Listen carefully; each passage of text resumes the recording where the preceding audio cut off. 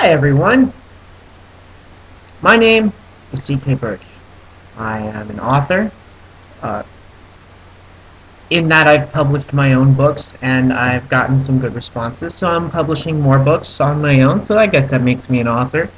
Um, Better put, I'm a writer. In the science fiction category, I have two books out, and one is called The Icarus Void, and the other is called Ruthless Echo. And outside of that, I'm just a guy who enjoys being a geek, and so, as such, I've decided to bring my geekery to you. Now, I've done a couple of these videos before. Um, I've reviewed movies that have come out, and I make comparisons to other films, but I thought I would finally try and take this a little bit more seriously. Um, at some point, I'll get a better webcam or microphone or something like that, but this is going to be my geek review, and I'm usually going to be drinking beer or, in some cases, a protein shake. Today I've got coffee because it's first thing in the morning. I don't know if you can tell by the look of me, but I didn't wake up that long ago.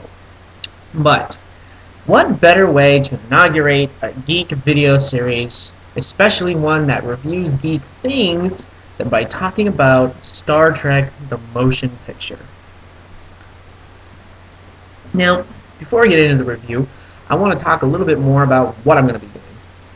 So, I'm continually reading, watching films, and or playing video games, generally in the science fiction category.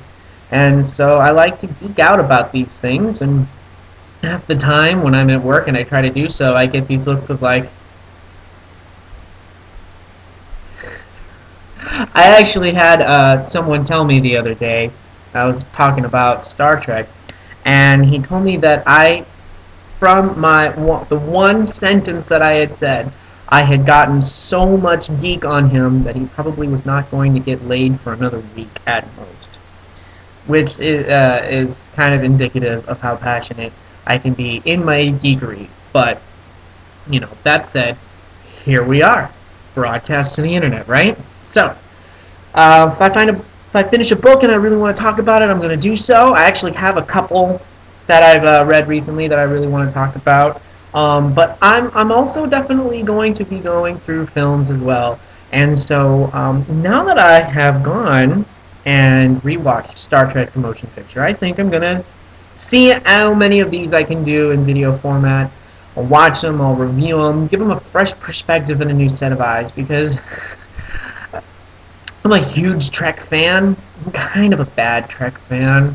It's been a really long time since I've seen any of the original movies, so a lot of them are just lingering memories. The most recent Star Trek film that I watched was Star Trek '09, the J.J. Abrams film, which weirdly enough I've discovered that a lot of Trek fans don't like, and I don't understand why, because as an avid fan of the original series, I really feel like Star Trek '09 captured that high, intense, adventurous feel of the original series.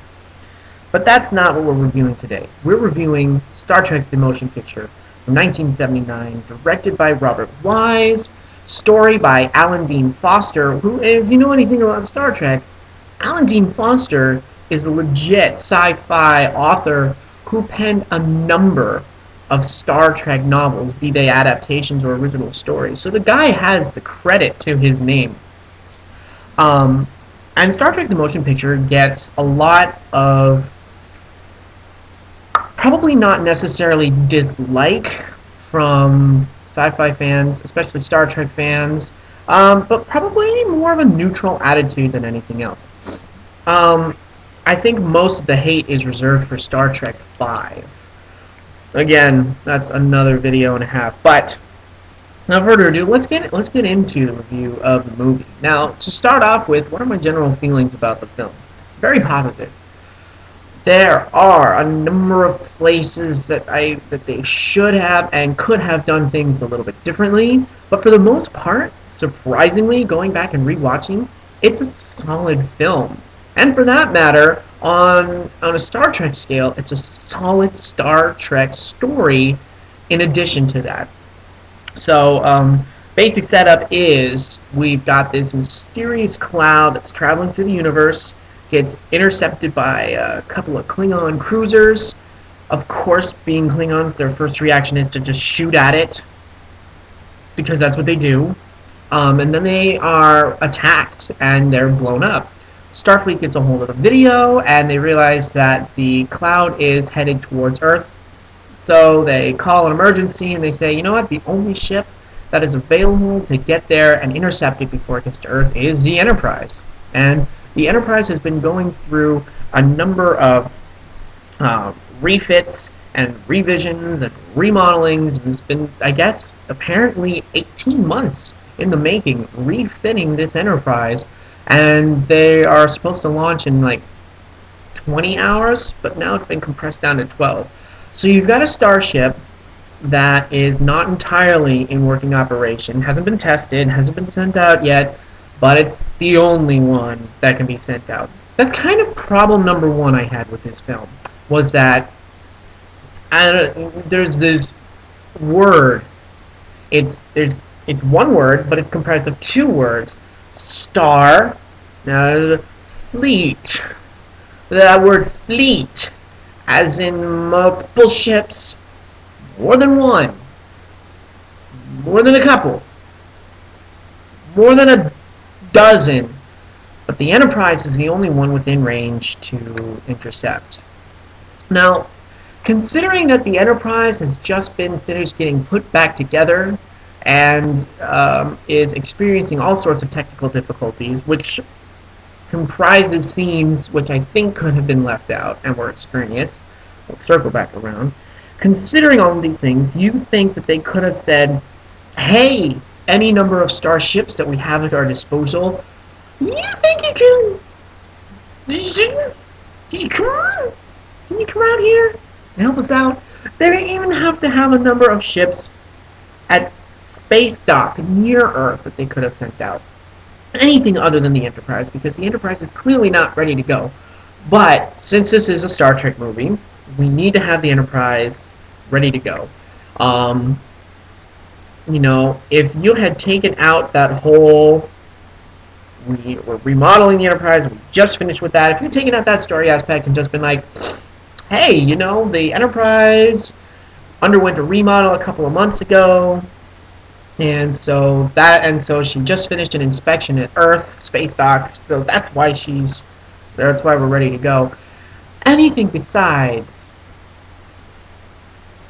well, it's a recurring theme. We're not ready, but we have to go out anyway, so we're going to run into technical problems, and we're going to have to overcome them, and shit. And that's what we do on Star Trek. But I digress. This is a common trope in the Star Trek universe.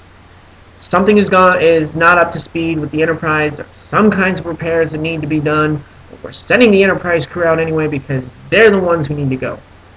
Case in point, another story aspect is that Captain Kirk is an admiral now. But weirdly enough, he's only referred to as Admiral Kirk once in the film. The rest of the film, he's called Captain. Minor quirk there. Because I noticed that. I'm like, Admiral Kirk, cool. And then everyone's like, Captain Kirk, Captain Kirk. Why? He's an admiral. Why are you calling him Captain? Everyone calls him Captain. Go figure. But Captain Kirk, Admiral, see? He has apparently been on Starfleet, some kind of support division, tactical division for like 2.5 years. He hasn't been in a spaceship, or he hasn't commanded a starship at all in that time. But he's been thrust into command of the Enterprise because, and it's very interesting, it's a little psychological aspect of Kirk, is that he just wants to get back out. Now this is handled much better in Star Trek II, The Wrath of Khan.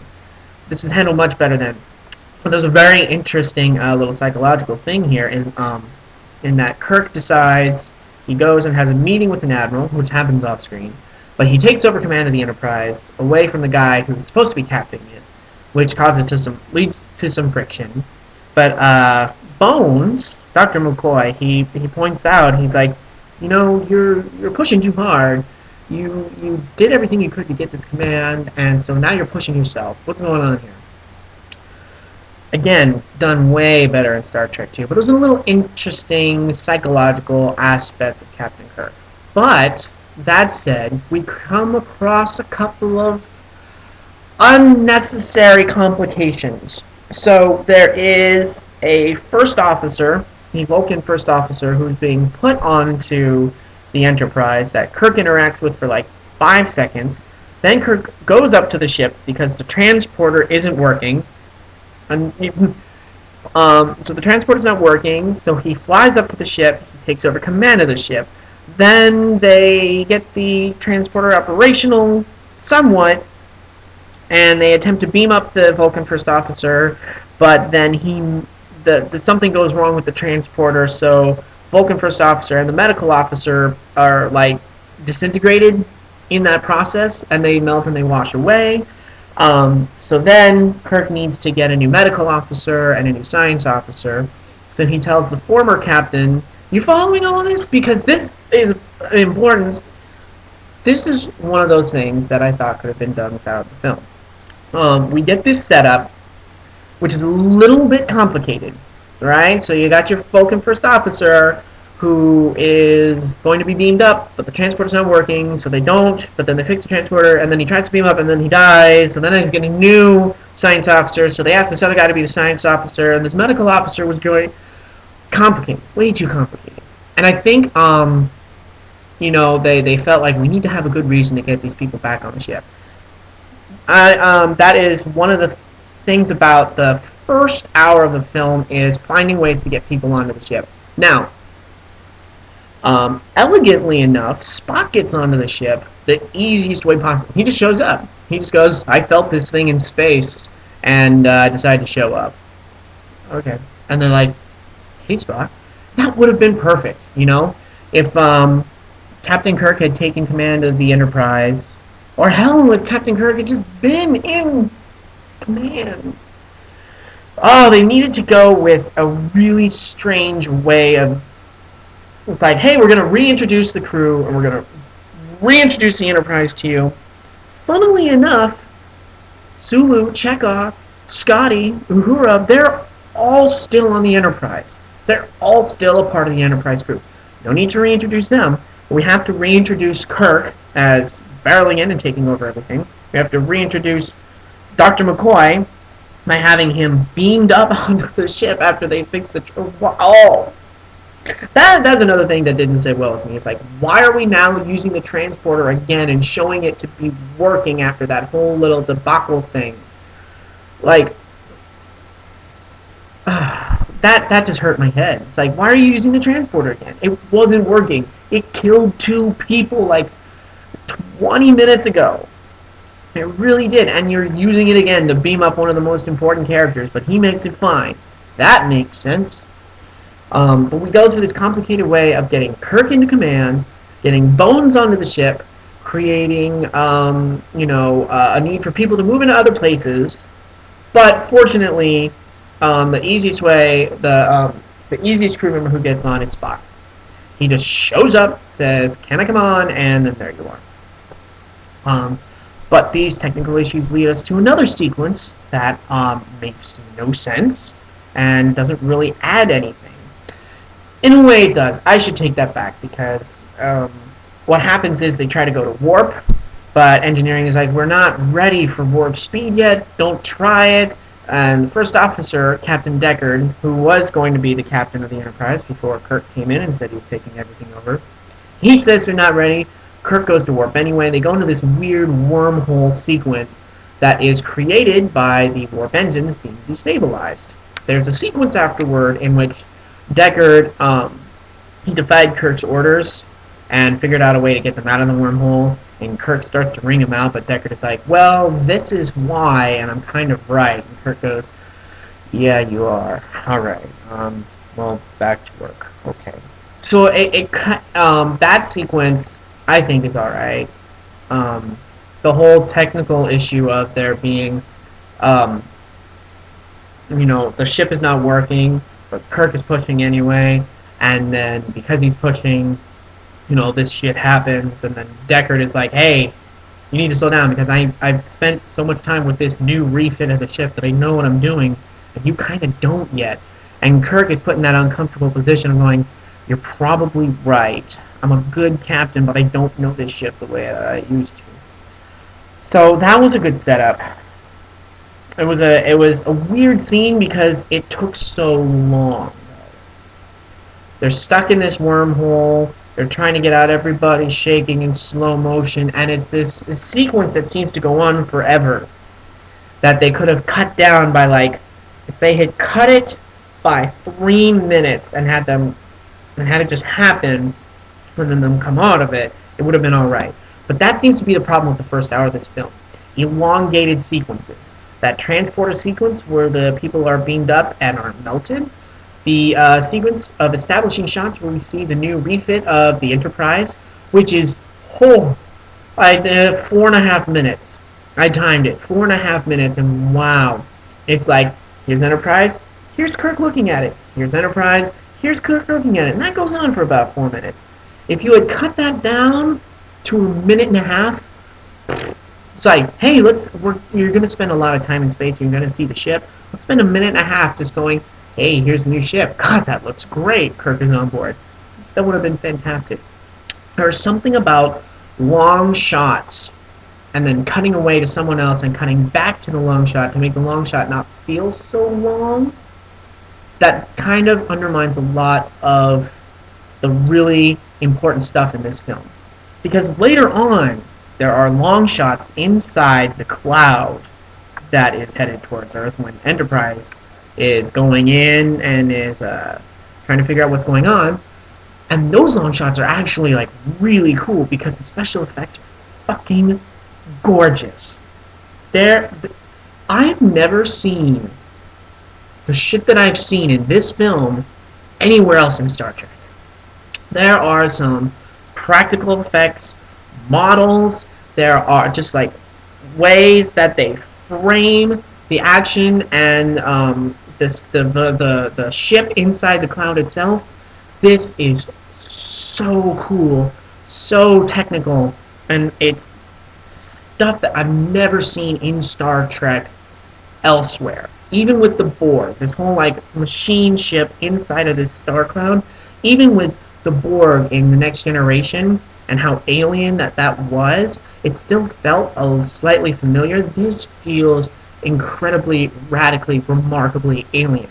And then driving home the point, all of those long shots, that I felt had a significant impact because Enterprise is flying over this alien ship, but it's so massive that it's taking forever. And then when they pull back and they do the far out shots, showing you how small the Enterprise is in comparison to this massive alien ship, it's pretty awe-inspiring. Like everything that happens inside the cloud is attention-grabbing and is riveting.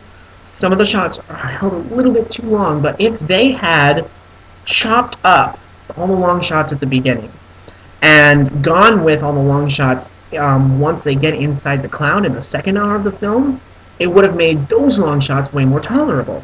But as it is, we had like all these establishing shots, long shots, character interactions, complicated things, doop just to get here. So by the time we are here, that's when it starts to feel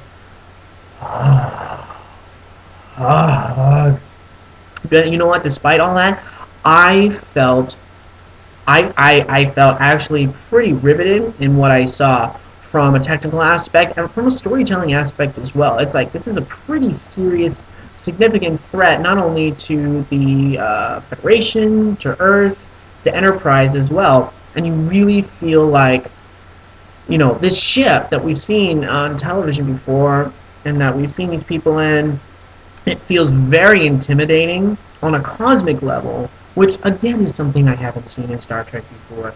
So it makes me wonder whether or not, because of this film and the reception to it, maybe they shied away from doing that for a while, simply because they're like, well, it didn't work. But like this feels like so alien. And like even just the shots of the space station that gets evaporated early on in the film, Those shots are incredible, and like just the detail and the texture and the architecture, the starbase, the fleet ships, getting to see planet Vulcan. These special effects are remarkable for the time. Also on Blu-ray, and it's just like this is a Star Trek, visually speaking, that you've not seen anywhere else.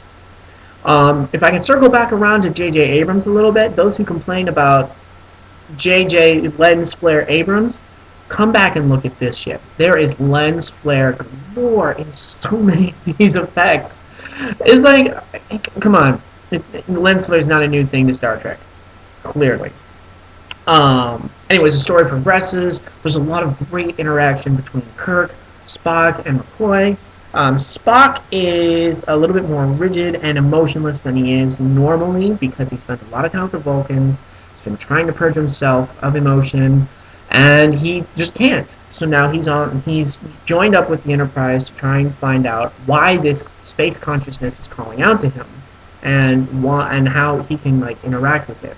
Which leads to one of the best sequences in the film, honestly, is Spock getting into a spacesuit and, against orders, flying out into the cloud and seeing all these different sights and him kind of narrating as it's going. So you get a bunch of long shots, but you get Spock narrating and suppositioning what it is he's actually seeing. So it actually is it's a great storytelling narrative sequence of him going, whoa, so this is what I think is going on, because he's leaving a recording for Captain Kirk to find later in case anything goes wrong. But it's remarkable, just remarkable. How much insight and info you get just from Spock doing his thing and talking and suppositioning like that with those special effects. But then we move forward. V'ger is the name of the alien inside the cloud. It's a mechanical spacecraft. It's looking for the creator, the person who created V'ger. Apparently is on Earth. It feels, because it is a machine, it feels that human beings are nothing more than an infestation, like a virus. So it's trying to figure out why they're all on Earth. Until Kirk calls its bluff and says, "Hey, we can give you the information you want if you let us meet you." So then Kirk, Spock, McCoy, and then Decker all go down onto the surface of the alien ship, and they realize that V'ger is an evolved version of the Voyager 6 satellite, and that is cool. Fuck anyone who says that's not cool. That is cool. That is this like satellite that left Earth in the 1900s and fell into a black hole and then managed to find itself onto a planet made up entirely of technological beings, is given an upgrade, and is sent back to Earth because its mission is to learn all it can and then come back to Earth and transmit its findings. And then along the way, as it's coming back through the universe, it records everything it can as it's coming back. So it is this massively evolved technological being that is coming home to transmit its information after 300 years of being out in the stars. That is fucking cool, and that is the essence of science fiction. We send something out in order to get some information, and it came back. And look how it came back. Fucking cool. There is this little side story involving the Decker character and the navigator of the Enterprise, who is from another planet. She's a Deltan. She's slightly emotionless. She took. They bring it up really weirdly, but I guess she has a vow of an oath of celibacy. There's like never have sex or something like that. But she had a relationship with Decker once upon a time. So the two of them are kind of like, oh, back and forth, and they kind of.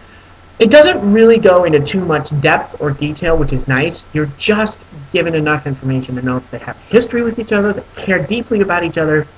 So when this Deltan woman, Ilea, when she dies and is absorbed by V'ger, it's important because then V'ger sends her back, but actually sends back a probe, a machine, using her body and with her memories in order to be able to interact with everyone. So that creates an emotional connection for Decker, so that at the very end, when they discover what V'ger wants, and they're able to say, V'ger, you're a NASA space probe, Here's the information you need.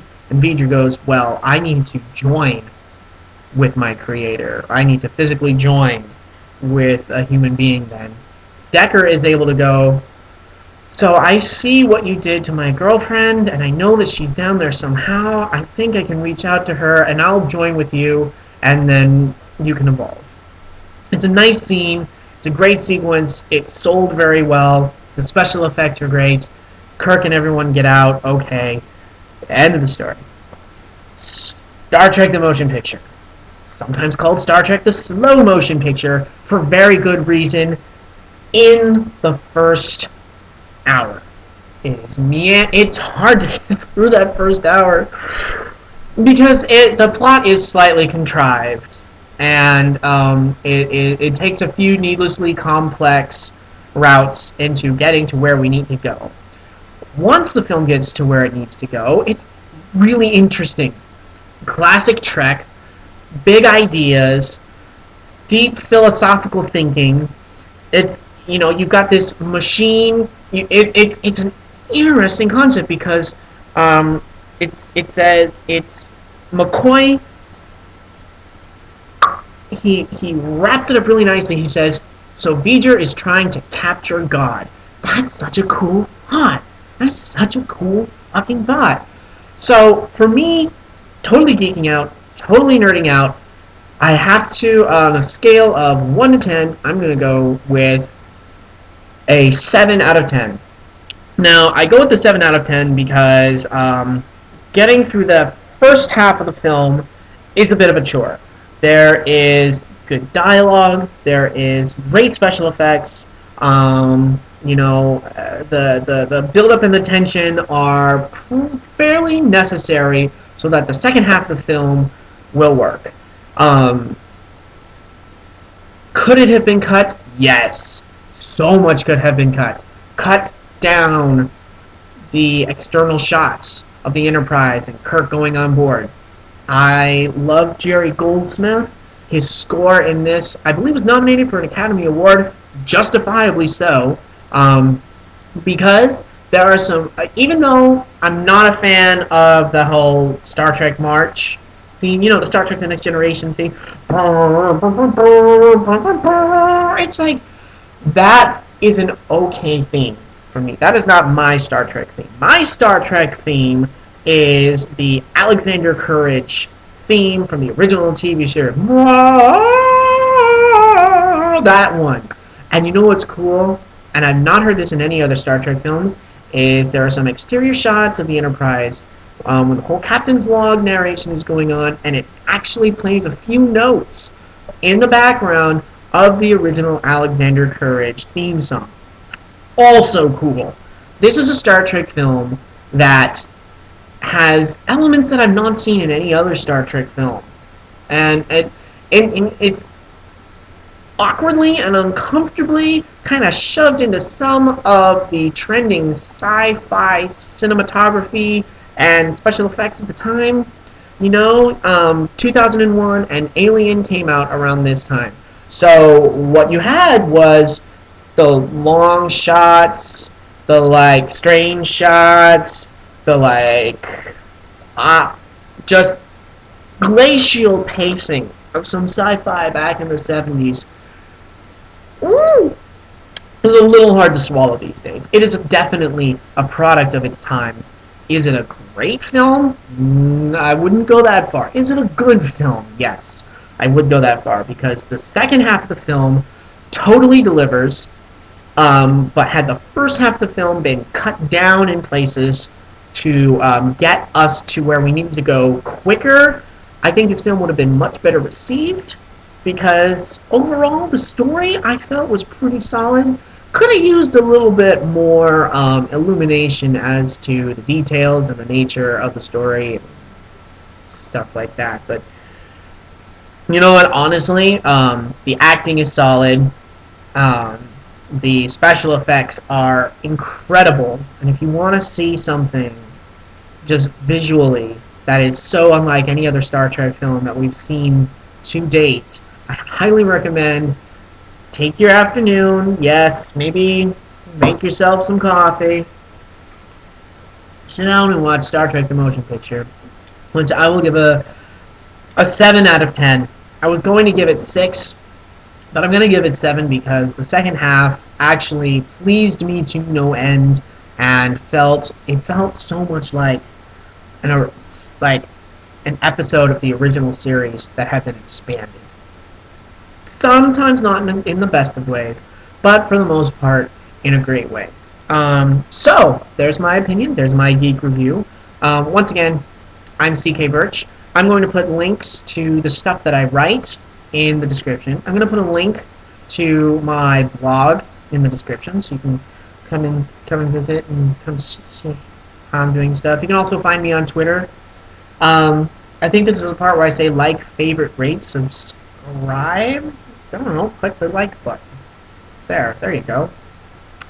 I'm not going to pour myself out too much. Although, if I have to, I'll do one of these with no shirt on. Although that might drive my my viewings down instead. Anyways, so I'm not sure when the next video is going to come out. I want to try and do one of these once a week. But I have, like I said, I've got a couple of books, and I'm also going to be going through my Star Trek, the original films Blu-ray collection now. So next Star Trek film I review will be The Wrath of Khan. I'll go through that. And yeah, so I hope to see you again next week. And thanks for joining along. This has been my Geek Review.